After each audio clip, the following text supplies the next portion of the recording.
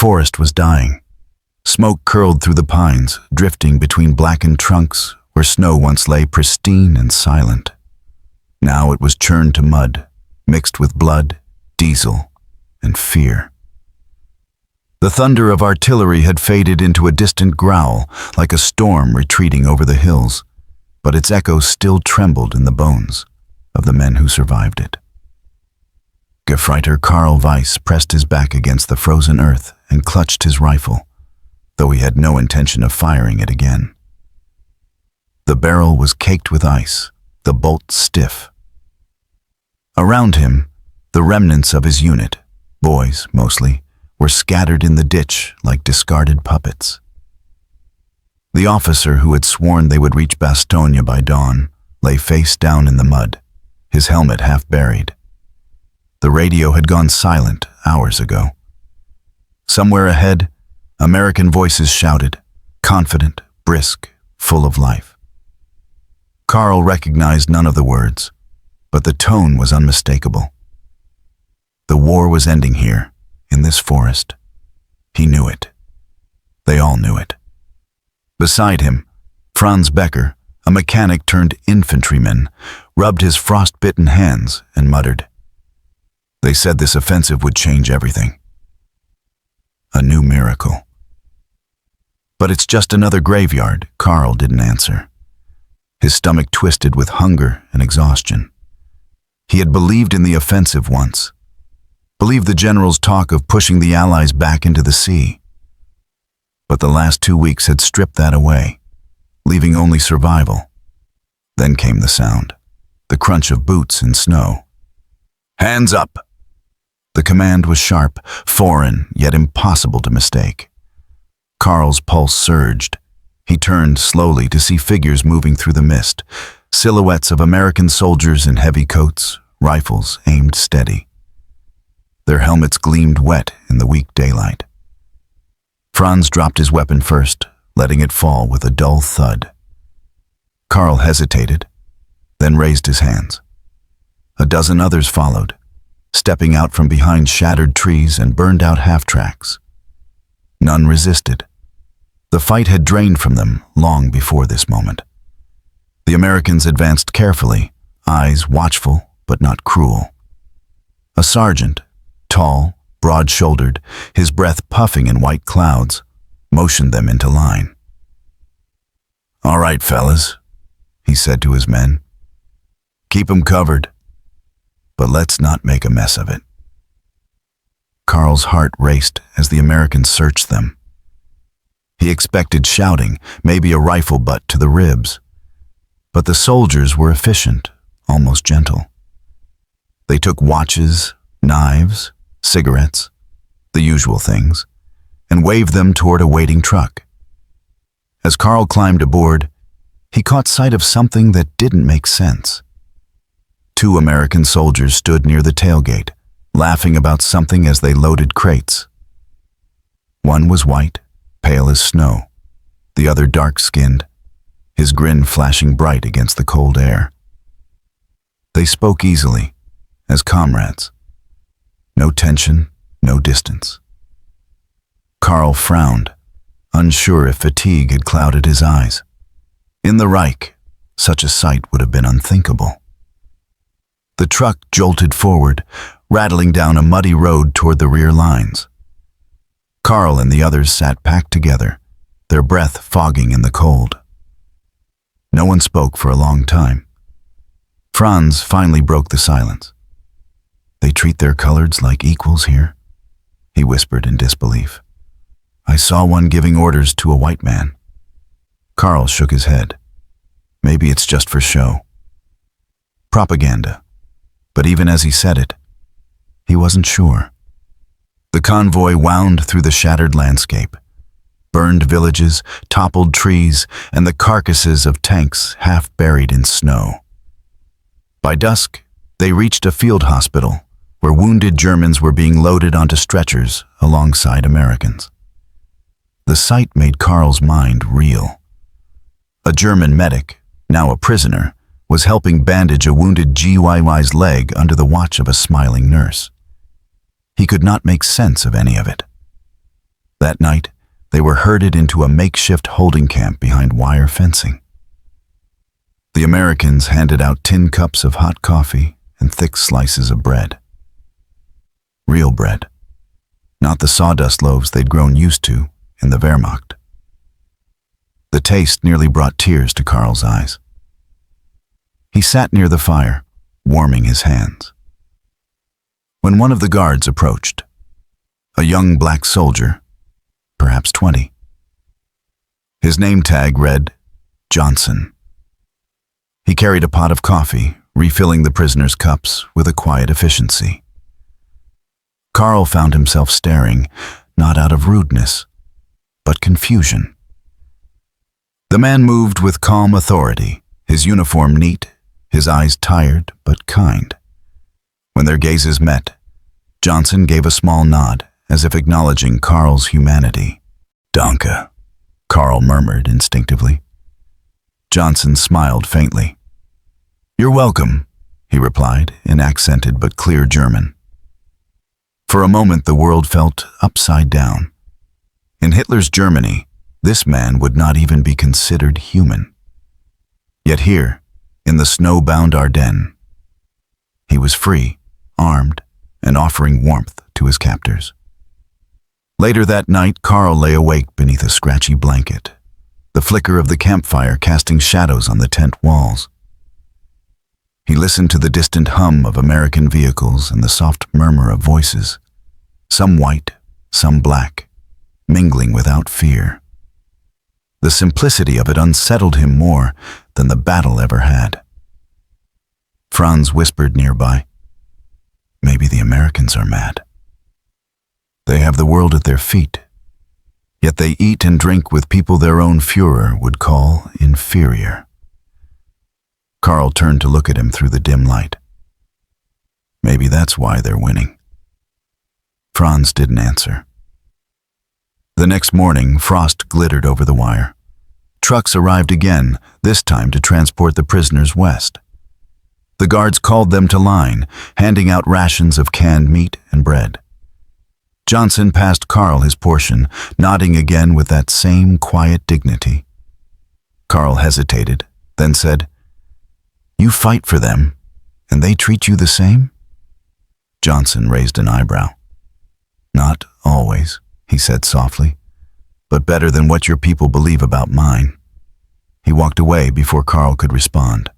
As the convoy rolled toward the coast, Karl stared out the window at the vast, ruined countryside. Villages smoldered, churches stood half-collapsed, and roads were lined with refugees. But amid the ruin, the image that burned in his mind was not of war, but of that firelit camp, where a black man and a white man had shared a cigarette beside the same pot of coffee. It unsettled him. It fascinated him. And though he couldn't yet name the feeling, something within him began to shift, something quiet and dangerous to everything he'd been taught. When the truck passed a sign that read, "To Le Havre, POW Transit," Karl exhaled slowly. The war, at least for him, was over. But something new, something harder to understand, had just begun.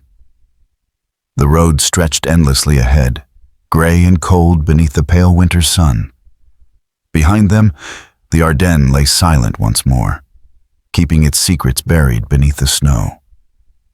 And for the first time since he'd worn the uniform of the Reich, Karl Weiss wondered if everything he'd believed about the world, about power, race, and worth, had been a lie all along. The dock at Le Havre was a jagged mouth of steel and fog.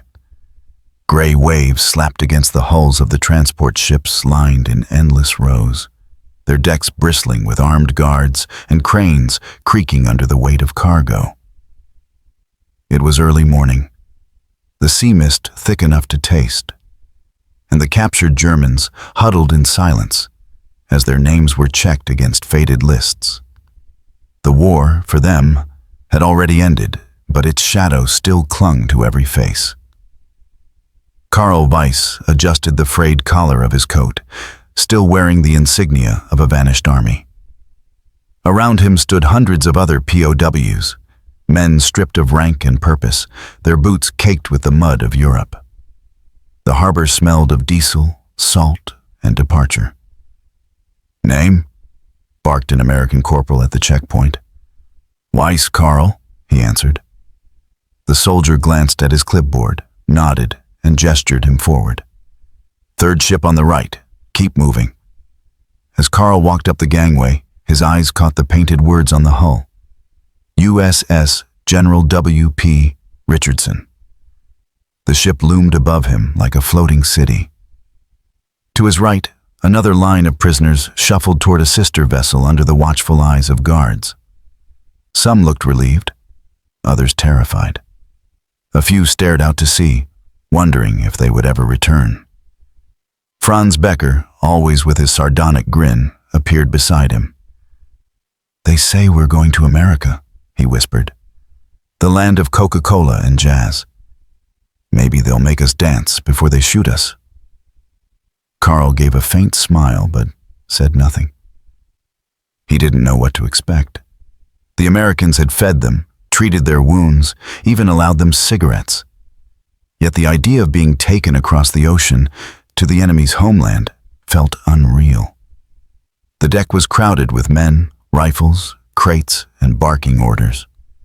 The POWs were led below into a cavernous hold where hammocks hung in dense rows.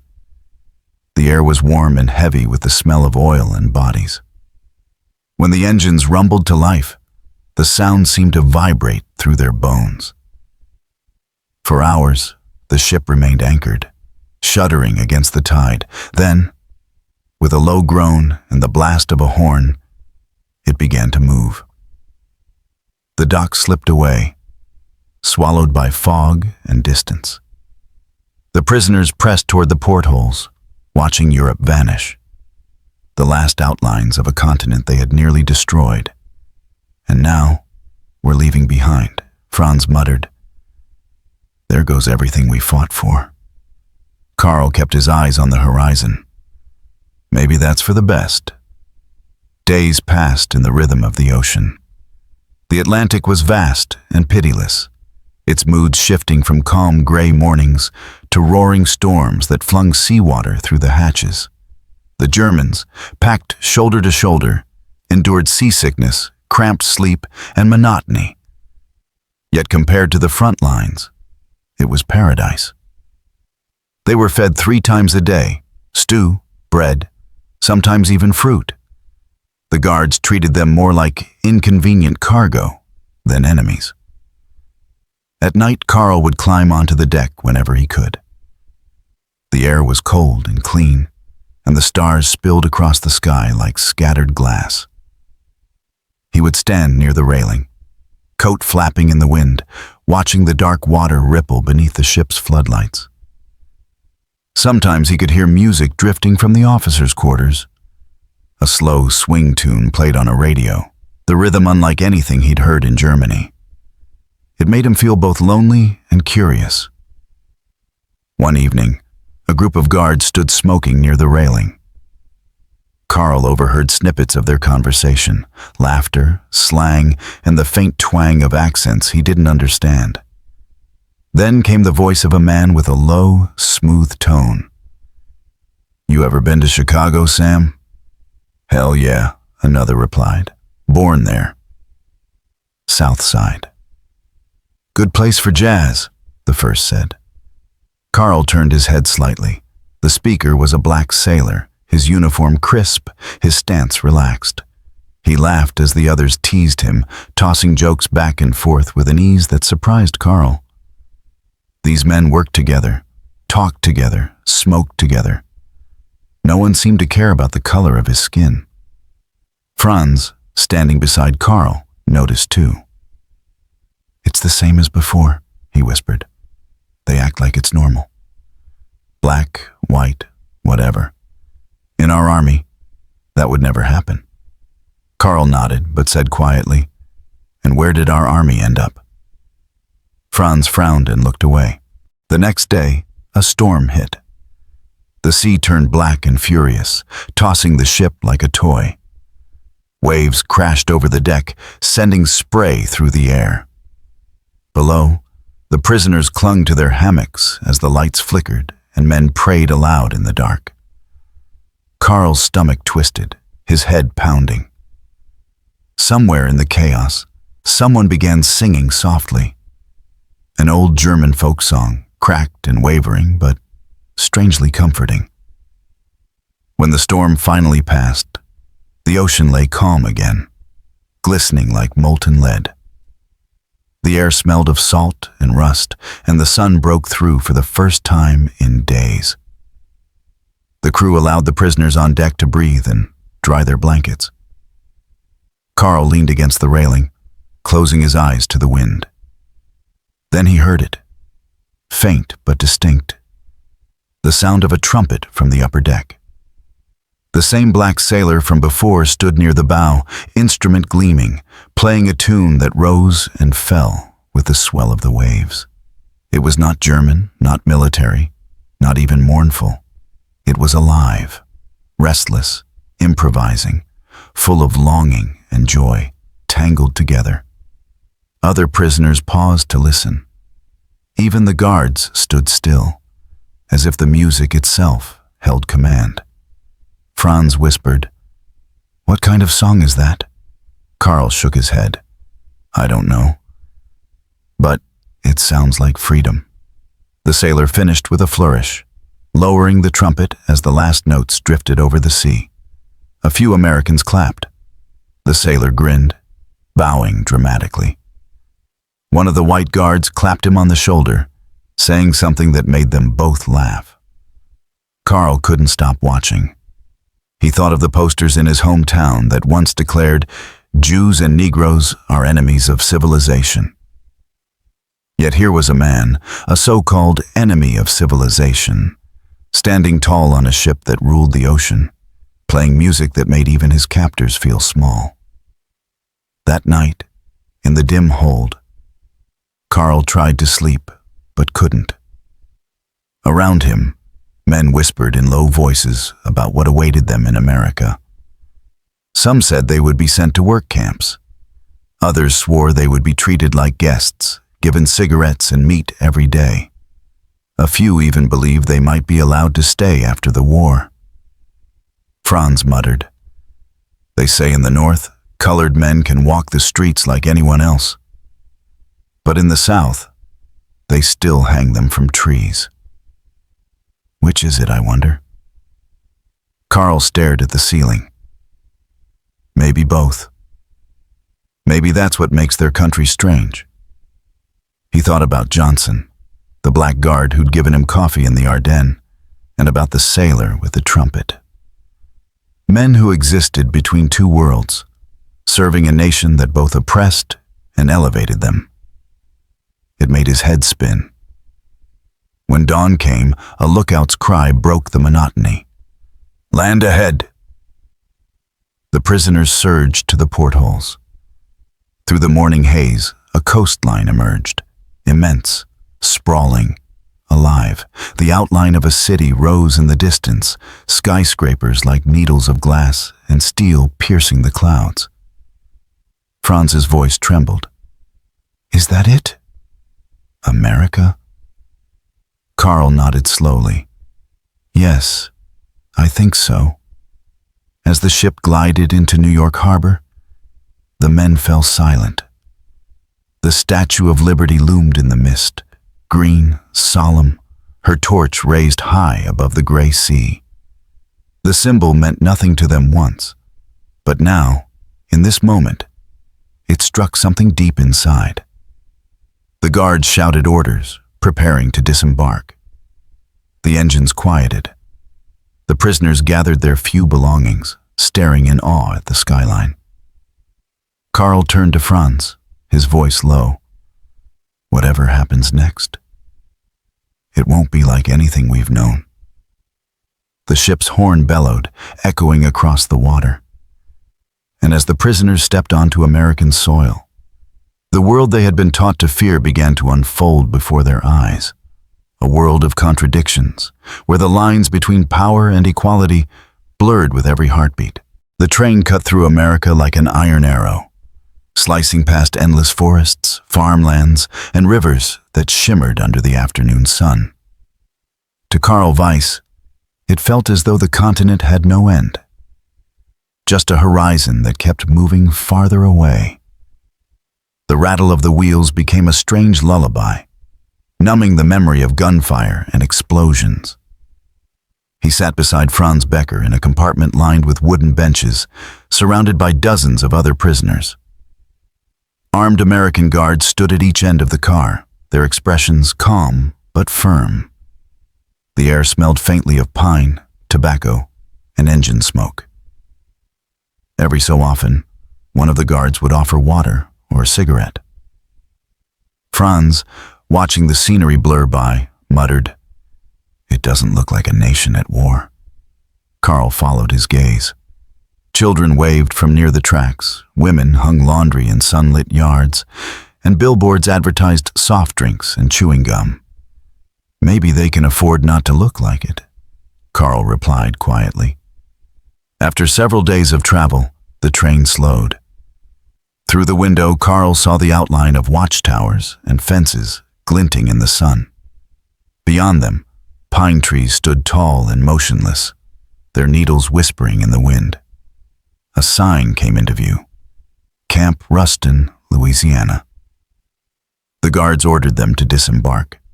The air was warm, almost sweet, with the scent of sap and distant rain. It felt nothing like Europe.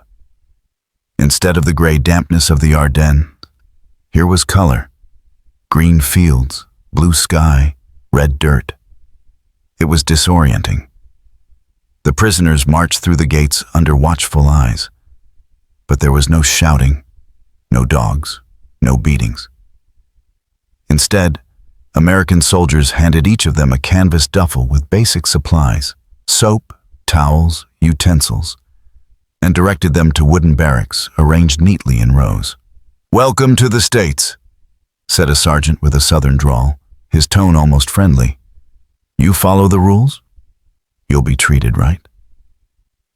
You make trouble, well, we got plenty of trees and rope." The remark drew uneasy laughter, but his eyes told them he wasn't entirely joking. Inside the camp, the atmosphere was surreal. Barbed wire enclosed the perimeter, yet life inside felt startlingly normal. Prisoners played cards, wrote letters, even sang. In one corner, someone had painted the outline of a German village on the side of a barrack. There was a library filled with English and German books, a canteen where they could buy small luxuries with work coupons, and a notice board advertising English lessons. Karl wandered through the camp, trying to make sense of it all. He had expected cold barracks and cruelty, the kind of punishment Germany inflicted on its captives. Instead, the Americans treated them like inconvenient guests. At the mess hall, the surprise deepened. Long wooden tables were lined with trays of food: meatloaf, potatoes, bread, and even dessert. The cook served with mechanical indifference, but the portions were generous. Franz stared at his tray in disbelief. "This is for us? Prisoners?" Karl took a bite of the bread. It was fresh, soft, real. "They feed us better than our officers ever did." Later, as they sat outside eating, Karl noticed a group of American soldiers near the fence. Some were white, some black. They laughed together over a ball game, tossing a baseball back and forth, the sound of the glove snapping in the air. One of the black soldiers swung a bat, sending the ball sailing into the trees, while his white companions cheered. Franz stopped mid-bite, staring. "There it is again." Karl followed his gaze. "Yes," he murmured. "Again." In Germany, the very idea of such equality was an offense against nature, or so they had been told since childhood. Yet here, under the sun of Louisiana, the impossible unfolded as daily routine. The next morning, the camp's loudspeaker crackled to life, announcing that volunteer work details were open, cutting timber, fixing fences, helping local farmers. Prisoners could earn small wages, and those who behaved well would receive privileges. Karl and Franz signed up for farm duty, eager to escape the monotony of the barracks. A truck carried them down a dusty road through miles of pines until it stopped at a wide, sunlit field. Waiting there was a farmer, an older man with weathered hands and a calm face, and beside him, 2 American soldiers. One was white, one black. The farmer greeted them with a nod. "You boys know how to handle a plow?" Karl hesitated, then said, "A little." "From before the war." "Good," the man replied, motioning to the fields. "Then get to it. You'll eat here today." Hours passed under the southern sun. The air buzzed with cicadas, and sweat soaked through their shirts. But when noon came, the farmer called them all to rest under the shade of a pecan tree. His wife appeared with a basket of sandwiches and jugs of cold water. To Karl's astonishment, the soldiers and prisoners sat together on the ground, passing food, joking, even sharing cigarettes. At first, the Germans kept to themselves. Then one of the American guards, the black soldier, whose name was Corporal Davis, gestured for Karl to take a sandwich. "Go on," he said with a grin. "You earned it." Karl hesitated, his throat dry. "Danke," he murmured. Davis nodded, biting into his own. "Means thank you, right? My granddaddy spoke some German, taught himself, reading books left by immigrants up in Chicago." Franz looked puzzled. "You learned German from books?" "Sure did," Davis said. "Funny thing, half the words about love and half about war." The group laughed, and Karl found himself smiling too. It was an ordinary moment, the kind that would have been impossible back home. When they returned to camp that evening, the pine trees cast long shadows across the fence. Karl lay in his bunk, the smell of earth still clinging to his hands. The day's images replayed in his mind. Davis's easy laugh, the farmer's kindness, the simple fact that nobody had cared who sat where. He thought of his father, a stern man who once told him, "There is a natural order in this world, Karl. Some are born to rule, others to serve." But here, in this strange land, that natural order seemed to dissolve like sugar in coffee. As night fell, a light breeze carried the sound of a harmonica from outside. Somewhere near the mess hall, a few prisoners had joined the American guards in playing music, the rhythm of a German folk song blending with a lazy Southern blues tune. The melodies twined together, imperfect but beautiful. Franz rolled over in his bunk. "You think they're doing this to confuse us?" Karl didn't answer immediately. He watched the fireflies flicker beyond the window, listened to the music fade into the dark. "No," he said at last. "I think they just don't care about the rules we invented." Silence lingered between them. The camp seemed to breathe with the wind, the pines whispering softly against the fences. Somewhere far away, a train whistle cried into the night, carrying its sound across the forest like a promise. Karl closed his eyes, knowing that something inside him was changing. Slowly, quietly, like roots spreading beneath the soil. He didn't yet understand it, but he could feel it taking hold. The war had taught him obedience, hierarchy, and hate. But America, this baffling, contradictory place, was teaching him something else. That the world was larger than the walls he had built in his own mind. The morning air hung thick with the smell of fried bacon and pine resin. A whistle cut through the camp, echoing off the wooden barracks and rolling over the wire fences like a summons from another world. "Mess hall! Let's move it!" a guard shouted, his southern drawl sharp but not unkind. Karl Weiss stepped out into the pale sunlight, buttoning the top of his worn shirt. Around him, hundreds of German prisoners were already lining up, men who once marched under the black and white banners of the Reich, now filing obediently into a building built of American lumber. The camp felt peaceful that morning, yet there was an undercurrent of curiosity. A rumor had spread among the prisoners that something about today's meal would shock them. Franz Becker, walking beside Karl, smirked. What could they possibly feed us this time? More bread?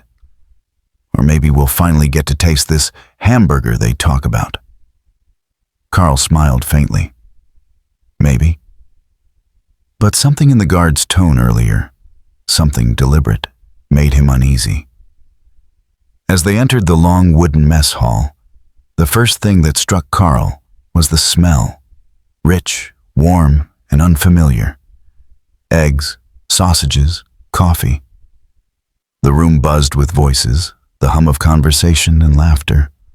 Rows of tables stretched across the hall, where American soldiers, both guards and camp staff, were already eating. Then Karl froze.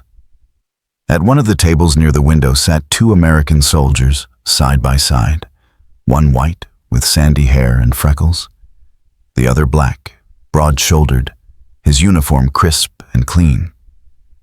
They were laughing together, passing a salt shaker, their trays identical. Franz stopped mid-step.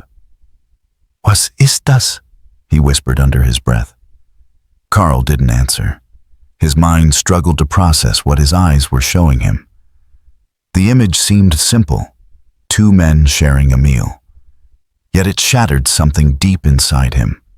Another group of American troops sat a few tables away, mixed in the same way. No separation, no difference. Black and white, shoulder to shoulder, talking, joking, arguing over baseball scores.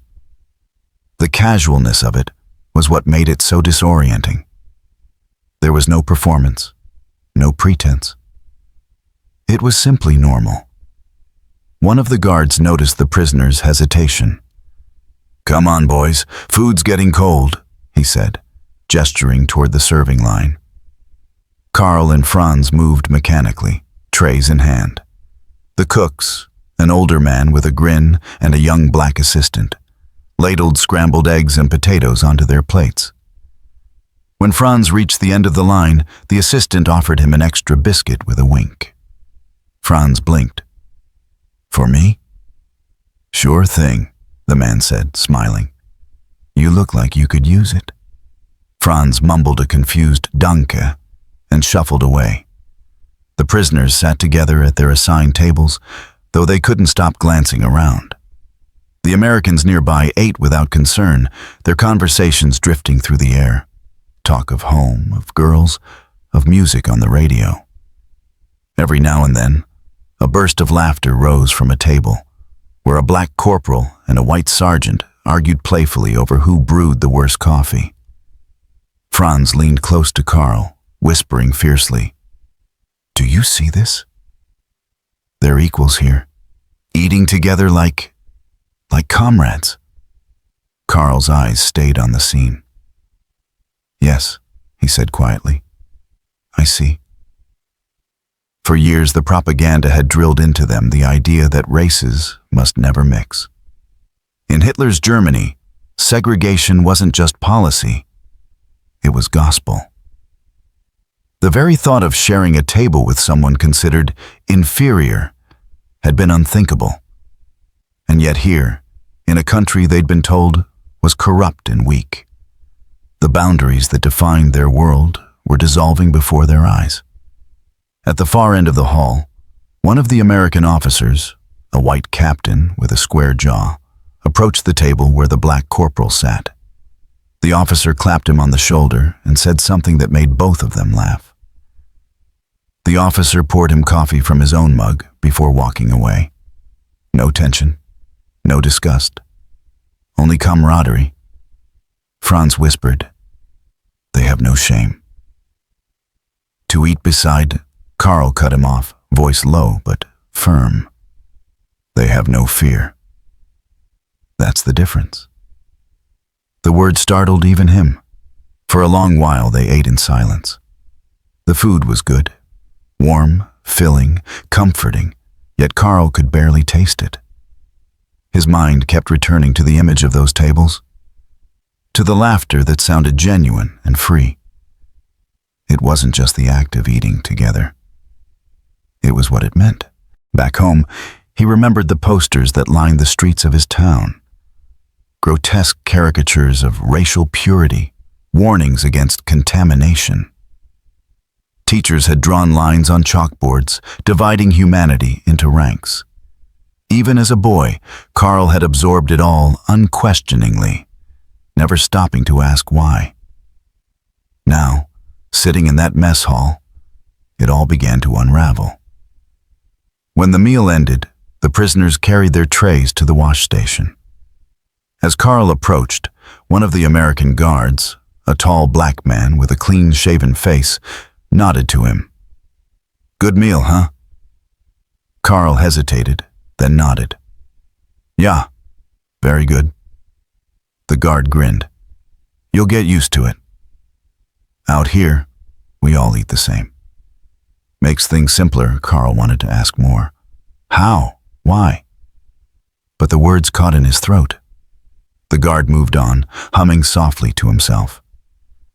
Outside, sunlight filtered through the pine trees, dappling the camp in gold and green. The prisoners returned to their barracks, still murmuring among themselves. Some were angry, muttering that it was indecent, unnatural. Others were thoughtful, quiet. Franz was furious. "It's madness."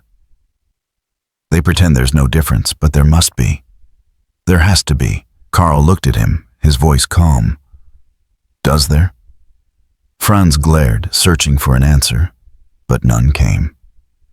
That evening, the camp held a baseball game between American guards.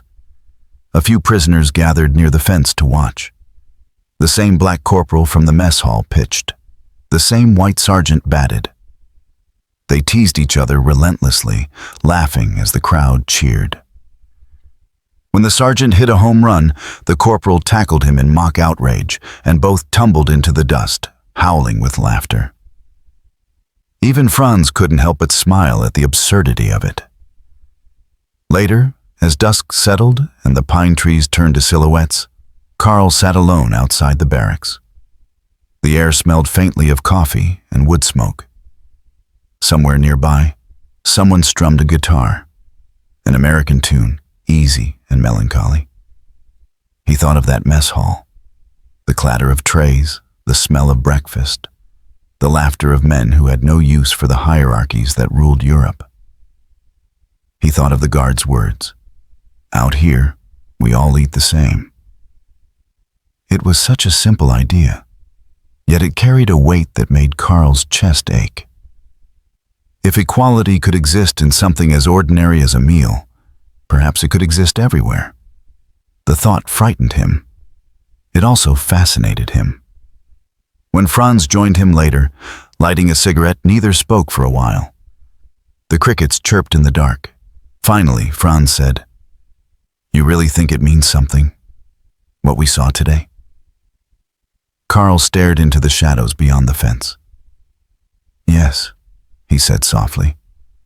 "I think it means everything." A truck rumbled somewhere in the distance. The camp lights flickered on, bathing the wire in pale yellow. Karl felt an ache he couldn't name. Not homesickness, not guilt, but something deeper. He realized that the world he'd been raised to believe in, the one divided neatly by race and worth, was far smaller than the one that actually existed.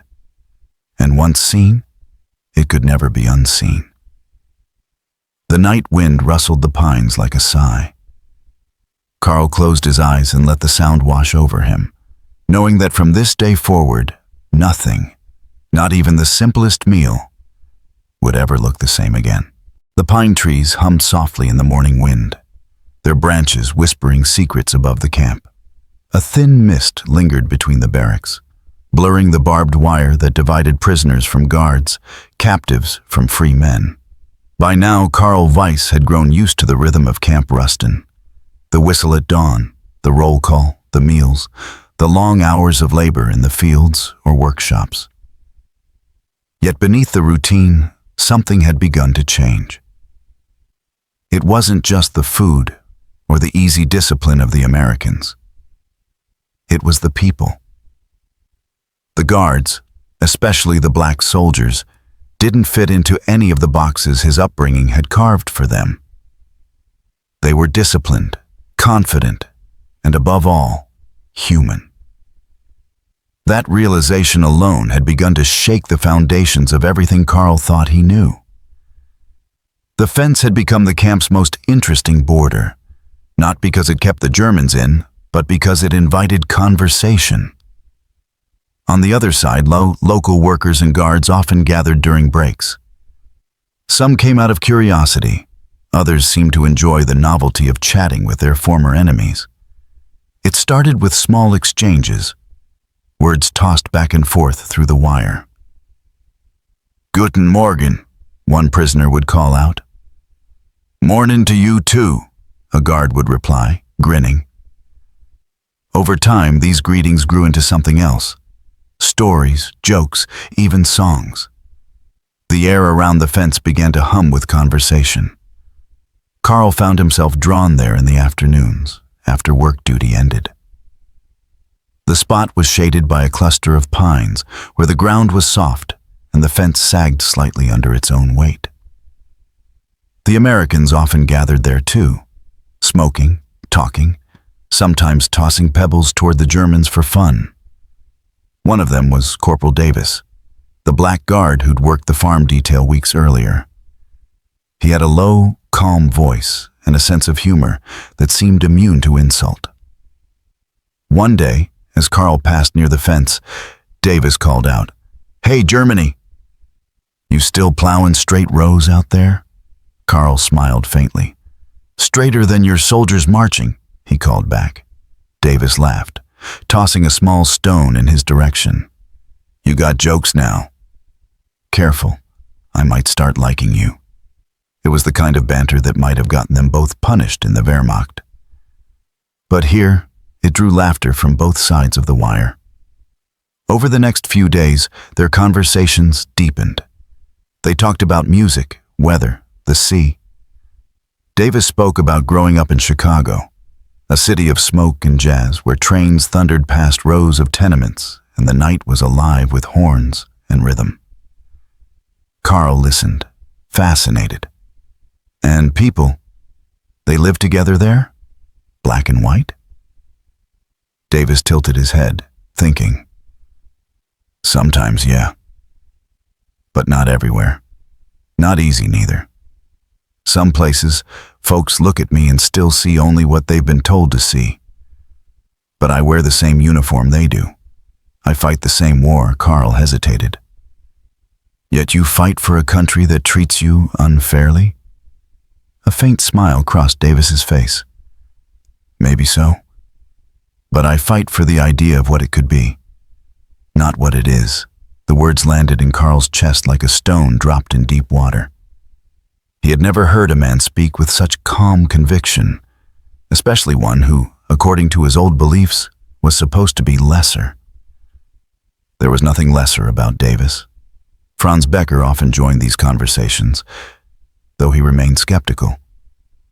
He's clever, Franz would mutter in German afterward. He knows how to talk. They probably trained them to sound noble. Karl wasn't so sure. Davis's words didn't feel trained. They felt real. A few days later, Karl returned to the fence alone. Davis was there again, this time with a harmonica in his hand, leaning lazily against a post. He played a tune that wove through the air like smoke, slow, mournful, beautiful. Karl clapped when he finished. That song, what is it?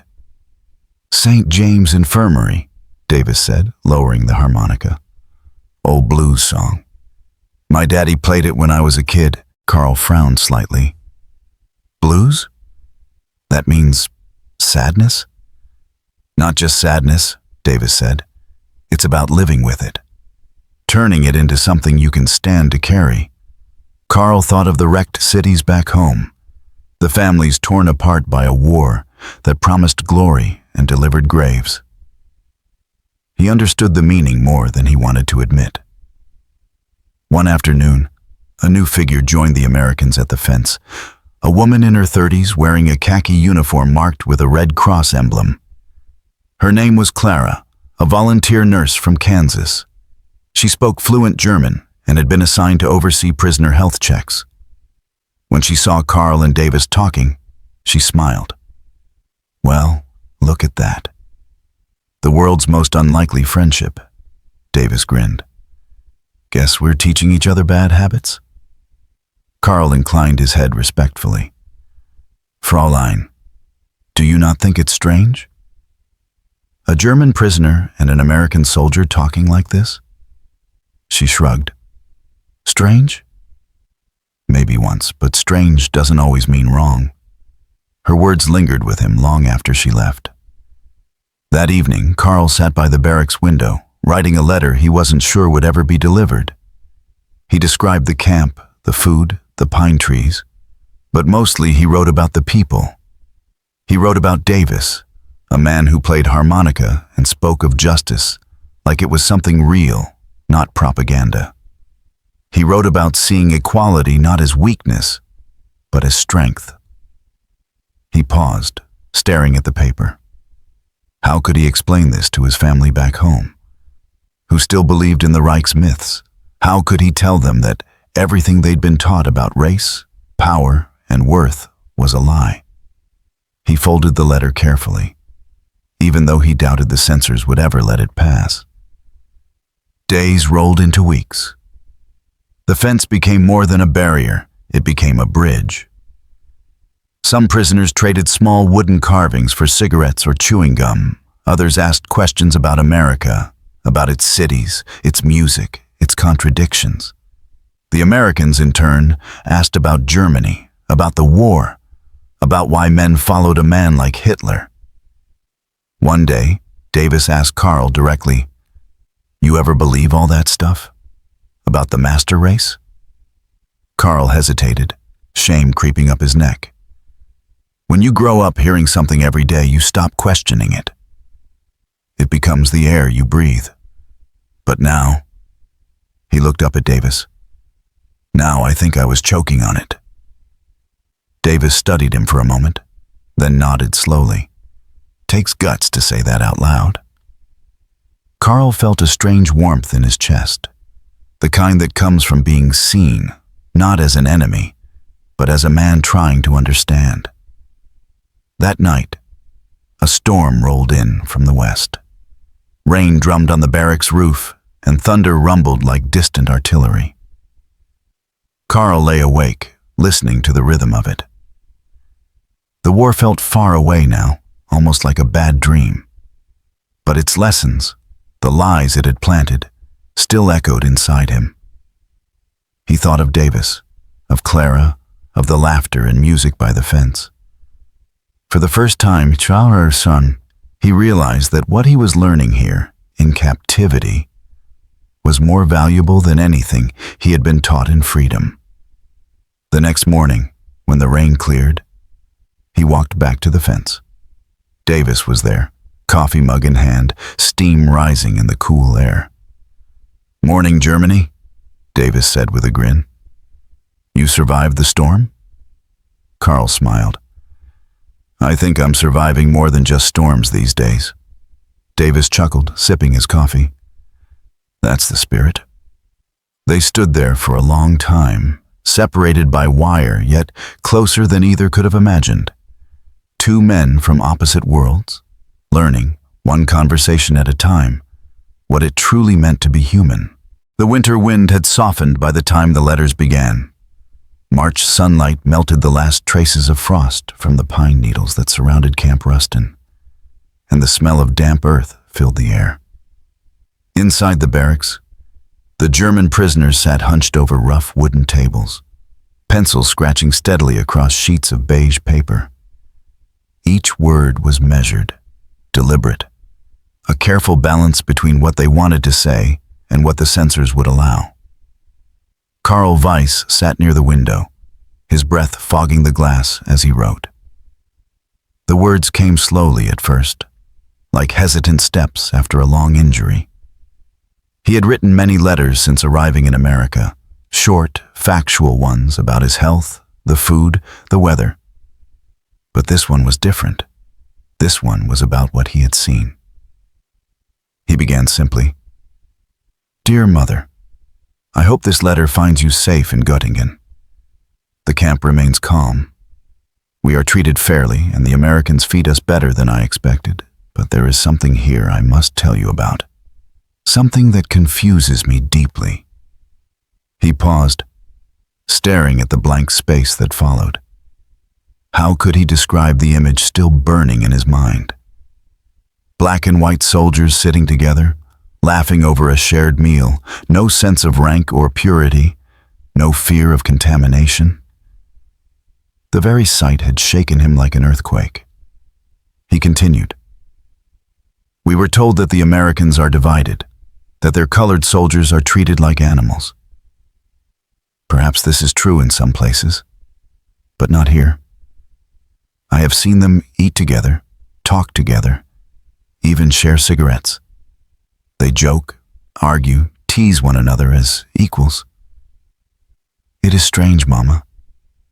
Strange and beautiful in a way." Karl stopped writing. He looked around the barracks. All along the tables, men were bent over their own pages, faces illuminated by shafts of late morning light. Some wrote quickly, others with visible frustration.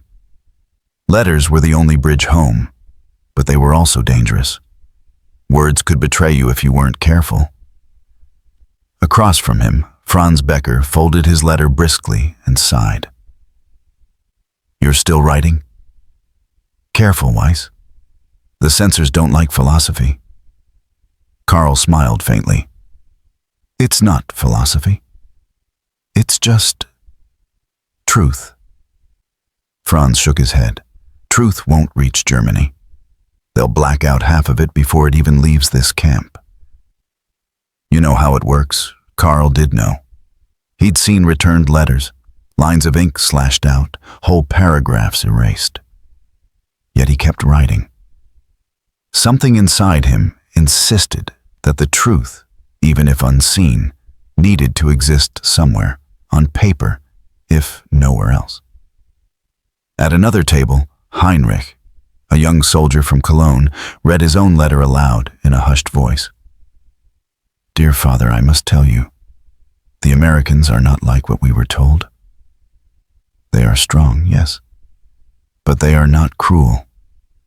Even their colored soldiers carry themselves with pride. I don't understand it. Maybe you will think I'm weak for saying this, but perhaps the Führer was wrong about them." A few men glanced up sharply. One hissed, "Keep your voice down." Another muttered, "You'll get us all in trouble." But Heinrich simply folded his letter, eyes calm. "I've fought enough battles for lies," he said quietly. Later that afternoon, Karl joined the work detail assigned to cut timber near the southern fence. The scent of pine sap hung thick in the air. Beyond the wire, American guards leaned against the posts, chatting idly. Davis was there again, his ever-present smile beneath a wool cap. "Hey, Germany," Davis called out. "You writing home today?" Karl nodded. "Yes, about you, actually." Davis laughed. "Hope you said nice things." Karl's eyes softened. "I did. I told them you play music better than most men I've known." "Then you lied," Davis said with a grin, tapping his harmonica. "But I appreciate it anyway." As they spoke, a mail truck rattled into camp, a trail of dust rising behind it. The prisoners' chatter swelled instantly. Mail day was sacred, a reminder that the world beyond the wire still existed. A corporal began calling names, tossing envelopes into waiting hands. When Karl's name was called, he caught the letter mid-air. The paper was thin, the handwriting familiar, his mother's looping script. He tore it open carefully. "My dear Karl," she had written, "your letters give me strength. The city is quiet now, though food is scarce. We pray every night for your safe return. It comforts me to know that you are treated well, even by our enemies. Still, I cannot believe what you write about those soldiers. Surely you must be mistaken. The world has its order. God did not intend us all to be the same." Karl's hands trembled as he read. The words stung, though they were written with love. His mother was a kind woman, devout, dutiful, proud. But she was also the voice of the old Germany, the one that still lived inside the ruins. He folded the letter carefully, pressing it against his chest. That night, he couldn't sleep. Outside, the forest rustled softly in the dark. He thought about his mother's words, about the gulf between her world and his. The truth he'd seen here, the friendship, the laughter, the quiet dignity of men like Davis, would sound like heresy back home. Yet he couldn't unsee it.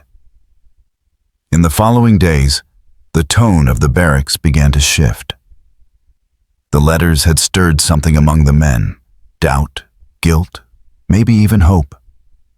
Hans Lentz, an older prisoner who'd been a school teacher before the war, began organizing small discussions in the evenings.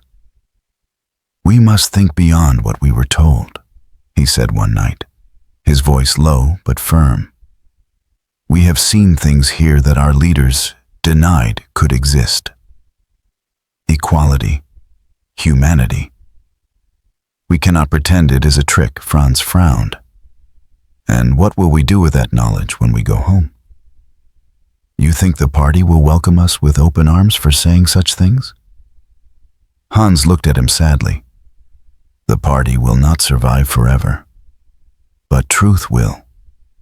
The camp became quieter after that. Each man carried his own burden of reflection. Some avoided the fence now, unwilling to confront the contradiction it represented. Others, like Karl, found themselves drawn to it more often, seeking the comfort of simple conversation. One afternoon, Karl handed Davis a folded note through the wire. "They censor our letters," he said softly, "but maybe this one will find a way." Davis raised an eyebrow. "What's it say?" Karl hesitated, then smiled faintly. "It says, thank you. For showing me something my country never could." Davis took the note, tucking it into his jacket. "You don't owe me thanks, Germany. You just saw what was already there." A gust of wind swept through the camp then, rattling the wire like a whispered secret. The sun dipped low, painting the horizon in soft amber light. For a moment, everything was still. The pines, the barracks, even the guards, suspended between two worlds. The war they had left behind, and the uncertain peace ahead. When mail day came again a week later, the letters leaving Camp Ruston carried strange cargo. Not propaganda, not anger, but seeds of understanding. Some were intercepted, some were returned, but some, against all odds, made it through.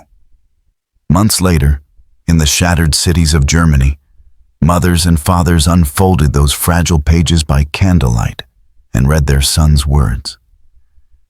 "I have seen kindness from those we were told to hate. I have eaten food cooked by men I was taught to despise. If this war has taught me anything, it is that our enemy is not a color or a country. It is ignorance." Those letters traveled further than any bullet, leaving ripples in a broken world. And in Camp Ruston, as spring blossomed in the pines, Karl Weiss looked toward the horizon and wondered what kind of Germany he would one day return to, and whether it would ever understand the truth he had learned behind American wire. Summer came to Camp Ruston with the smell of cut grass and pine sap. The air shimmered above the dirt paths that crisscrossed the compound, and dragonflies hovered lazily over the wire fences. Life in captivity had settled into something almost rhythmic. Work details, letters, games of football in the dust, the weekly film reels that flickered against a whitewashed wall in the recreation hall. Yet beneath the calm surface, a different battle was unfolding. One that no guard could see, no fence could contain. It was the war inside. For Karl Weiss and many of the men around him, the enemy was no longer the Americans beyond the wire.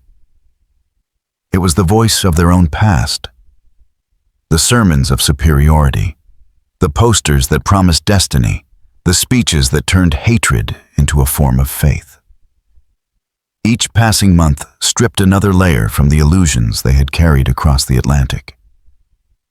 Karl had begun to keep a small notebook hidden beneath the slats of his bunk. It wasn't much, just scraps of paper bound together with string. But it had become his private front line. Each night, he wrote quietly by candlelight, recording thoughts he could never speak aloud. June 4th, one entry read, "I dreamed of home again last night. Not of the war, but of our old street, the bakery on the corner, the river in summer. I used to believe everything we did was for that Germany. But the truth is, we destroyed it ourselves. We burned our own house to keep warm in the cold of our pride." During the day, the camp buzzed with debate. It began in whispers, but soon filled the air like static. Some men, especially the older ones, clung fiercely to the old beliefs. They called themselves true patriots, defenders of the fatherland, even in defeat. Others, younger, disillusioned, or simply exhausted, began to question everything. One afternoon, a heated argument broke out near the laundry shed. Franz Becker stood on one side, his jaw tight, his fists clenched. "You talk as if the Führer was a monster," he barked. "You forget who fed you, who gave you purpose, who made Germany strong again." Across from him stood Hans Lentz, the former schoolteacher, calm but unyielding. "Strength built on lies is not strength, it's sickness, and it infected all of us." "You sound like an American now," Franz spat. Hans's voice sharpened. "Maybe they're the only ones showing us what humanity still looks like." The crowd murmured. Karl stood nearby, silent, torn. Franz was his friend, brave, loyal, the kind of soldier who had once carried him through gunfire in the Ardennes. But Hans spoke the words Karl himself had been afraid to say. That night, Karl found Franz sitting alone behind the barracks, a cigarette glowing faintly in the dark. "You shouldn't fight with Lentz," Karl said quietly. Franz snorted. "He's lost his backbone. Thinks a few kind Americans can erase everything we fought for." Karl hesitated. Maybe what we fought for was wrong. Franz turned sharply, eyes flashing. "You sound like him now. Like them. Have they turned you that easily?" Karl met his gaze. "No one turned me. I just started looking." For a long moment, the only sound was the soft hiss of the cigarette. Then Franz looked away. "You'll regret that kind of talk when you go home," he said finally. Karl didn't answer, because deep down he knew home wasn't what it used to be. In the weeks that followed, the ideological lines inside the camp grew sharper.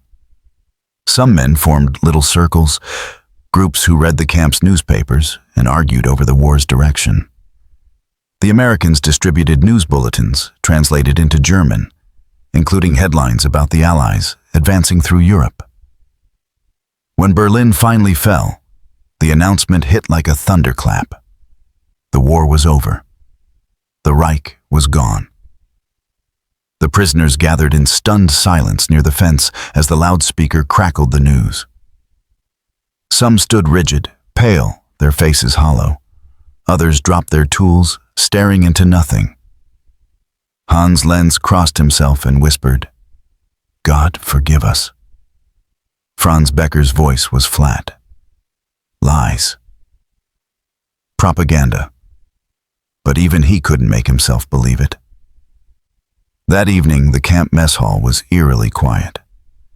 The usual chatter faded to nothing. Plates clinked softly. Karl stared at his food, stew, bread, an apple. But he couldn't eat. His mind was a blur of images. The smoldering ruins of Berlin, the voice of his mother, the faces of men who had died believing they were invincible. When the guards dimmed the lights, a few prisoners began humming a song, an old folk tune from before the war. It wasn't defiance, nor mourning. It was memory. The next morning, the American captain gathered them in the yard. "Gentlemen," he said, "the war in Europe has ended. You are officially prisoners no longer. But the process of repatriation will take time. Until then, this camp remains your home." The word home hung heavy in the air. For men who had seen their cities bombed into dust, it was an idea more than a place. That afternoon, Karl wandered toward the edge of the camp, where the pine forest met the fence. The sunlight shimmered through the branches, casting patterns of gold and shadow. There, he found Davis again, sitting on a crate, his harmonica resting in his lap. "You heard the news?" Davis said softly. Karl nodded. "It's over." "Yeah," Davis said. "At least this part." He looked at Karl for a long moment. "You okay?" Karl laughed weakly. "I don't know. I thought I'd feel free when it ended. Instead, I just feel empty." Davis nodded. "Freedom ain't just about where your body is. It's about what you carry inside."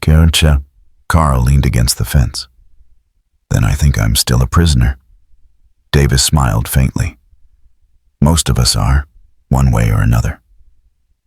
For a while they sat in silence, listening to the wind move through the trees. Finally, Davis raised the harmonica and played. Not the blues this time, but a slow, haunting hymn. The melody drifted through the wire, carrying something like forgiveness. Karl closed his eyes. In that moment, he saw two worlds. The one he had come from, and the one he was beginning to believe could exist. A world where color wasn't destiny, where pride didn't demand cruelty, where power didn't mean domination. When Davis finished, Karl said quietly, "You've shown me more than any teacher ever did." Davis chuckled. "And you've shown me that even Germans can learn." Karl smiled, but behind it was sorrow. "We learned too late." Davis shook his head. "Late is better than never, brother." As summer deepened, Camp Ruston changed. The guards grew more relaxed, the fences less forbidding. Some prisoners were allowed to work outside, on farms, in sawmills, even in nearby towns. The Americans treated them less like enemies and more like men simply waiting for a ship home. But inside each prisoner, something was shifting. The old certainties were gone. They spoke now of guilt, of atonement, of rebuilding. Some dreamed of studying, others of becoming teachers or writers, determined to raise a generation that would never kneel to madness again.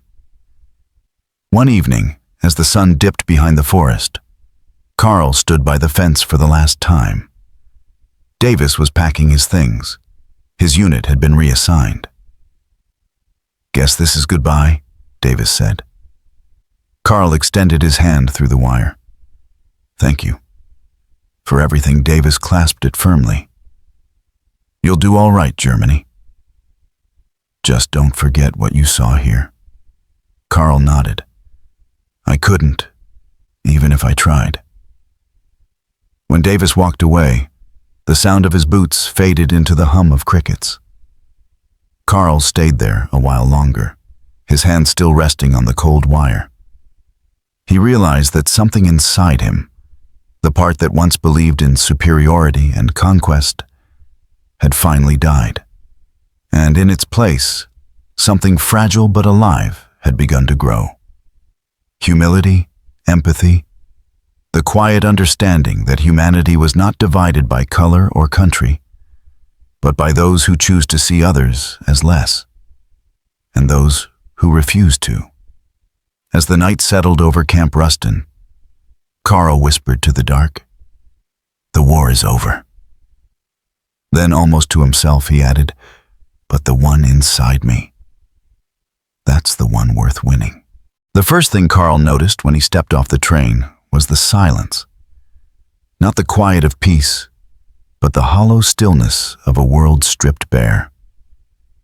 The platform at Göttingen was half collapsed, the station clock frozen at a time long past. The air smelled of ash and damp stone. Even the wind seemed to move cautiously, as though afraid of stirring up ghosts. It had been months since Camp Ruston, months since the Americans had gathered them on the parade ground, read out the release orders, and handed over thin slips of paper declaring them repatriated personnel. The journey home had been slow, stretching from the Louisiana pines to the port of New York, then across the Atlantic aboard a gray transport ship. Each mile brought him closer to Germany, and yet, with every mile, he felt more uncertain of what home meant. Now, standing amid the wreckage of his homeland, Karl realized he had returned to a country that no longer existed. The streets of Göttingen were barely recognizable. Roofs sagged inward, bricks crumbled, shop windows yawned open like broken mouths. Children with hollow faces played in the ruins, their laughter brittle as glass. A church bell hung silent, its tower blackened by fire. Karl walked slowly through the streets, carrying a small duffel, all that remained of his wartime life. The locals glanced at him warily. His American-issued jacket marked him as one of them, a returned prisoner. Some nodded, some turned away. There was no pride left in Germany, only exhaustion. When he reached his mother's house, or what was left of it, he found her in the garden, pulling weeds from between stones. She looked smaller than he remembered, her hair streaked with gray. When she saw him, she froze for a moment, disbelief flickering in her eyes. Then she dropped her tools and rushed forward, arms wrapping around him. "Karl," she whispered, voice trembling. "My boy, you came back." He held her tightly, the scent of soil and smoke filling his lungs. For the first time in years, he allowed himself to cry.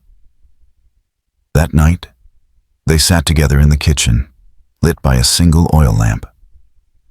The walls bore cracks, and the ceiling leaked when the wind shifted, but it was home. She served him what little she had: thin soup, coarse bread, a few boiled potatoes. "You've grown thinner," she said, studying him. "I suppose war does that," Karl replied softly. She hesitated. "And was it terrible, the camps?" Karl looked into the flickering flame of the lamp. "No," he said after a long pause. "It wasn't terrible. It was strange. It was human." Her brow furrowed. "Human?" He nodded. "The Americans. They treated us fairly. Better than I expected. Better, perhaps, than we deserved." She looked down at her hands. "Your letters said such things. I could hardly believe them. You wrote that their Negro soldiers dined with the whites. Surely you misunderstood." Karl's gaze met hers. "No, Mother. I saw it with my own eyes. They sat together, laughing, talking, sharing their rations. No one shouted. No one cared about the color of a man's skin." His mother frowned, struggling to grasp the picture he painted. "But That is against nature. Karl shook his head slowly. No, it's against what we were taught to believe was nature. For a moment, neither spoke. The lamp flickered, casting long shadows on the cracked walls. Then his mother sighed. The world has turned upside down, hasn't it? Maybe, Karl said. Or maybe it's just turning the right way again. In the days that followed, Karl walked the city, searching for remnants of his old life. The university library where he once studied was gone, reduced to a blackened shell. The square where parades had once thundered was now a market of bartering voices. Potatoes for soap, bread for cigarettes. Everywhere people spoke of survival, not ideology. He met old friends, or what was left of them. Heinrich, once so full of conviction, now walked with a limp and spoke little. Franz Becker had returned too, thinner, harder. They met one gray afternoon outside the ruins of a cafe. You made it back, Franz said. His voice was rough, but there was warmth in his eyes. So did you, Karl replied. How's your family? Gone, Franz said simply. Dresden. He didn't elaborate, and Karl didn't ask. They stood in silence for a while, watching people scavenge through rubble. Finally, Franz said, I still don't know what to think. About everything. About what we believed. Karl looked up at the sky, pale, washed out, empty of bombers. Maybe we don't have to know all at once, he said. Maybe it's enough to start seeing things differently. Franz's jaw tightened. You sound like the Americans. Karl smiled faintly. Maybe that's not such a bad thing. Franz didn't answer. He simply nodded once, as if conceding a battle not worth fighting. Weeks turned into months. The Allied occupation grew more visible. Trucks rumbling through town, soldiers handing out ration tins to children, new flags fluttering over government buildings. For many Germans, it was humiliation. For Karl, it was something else. A reckoning. He took work where he could find it, clearing rubble, sorting bricks, helping rebuild the train depot. At night, he returned home and wrote in his notebook again, only now, the words came easier. The world I believed in died before I did, he wrote one evening. I used to think purity was strength. Now I think strength is the courage to see others as equal. I learned that not from a book, not from a sermon, but from two soldiers sharing a meal, one black, one white, in a camp halfway across the world. He stopped, pen hovering over the page. The memory was still vivid. The clatter of trays, the low murmur of laughter, the faint smell of coffee and tobacco in the Louisiana heat. He remembered how every instinct inside him had screamed that what he saw was wrong, and how slowly that certainty had crumbled until only awe remained. That image haunted him, but not with guilt, with longing. For a better version of humanity, one he'd only glimpsed through the barbed wire. One evening, he returned home to find his mother reading one of his old letters, the one the censors had allowed through. She looked up as he entered. You wrote, "The enemy is not a color or a country, but ignorance." He nodded. Yes. She folded the letter carefully. Your father would not have understood these words. But I think I do. Karl smiled gently. That means more than you know. Outside, rain began to fall, soft, cleansing, steady. He opened the window and listened to it drum on the earth, on the ruins, on the bones of the old world. The war was over, but peace was not a gift. It was a lesson, one that had to be learned again and again. In that moment, he made a quiet vow. He would teach what he had seen, not through speeches or flags, but through the truth. Simple, undeniable truth. That dignity did not belong to one race or one nation. That humanity, shared and fragile, was all any of them truly had left. Years later, when Karl would speak to his students about that time, he rarely mentioned battles or victories.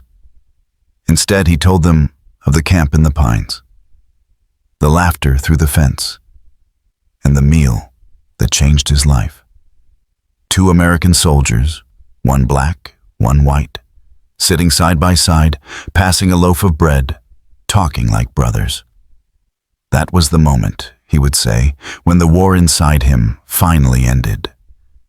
And though the guns had fallen silent long before, that was when he truly came home.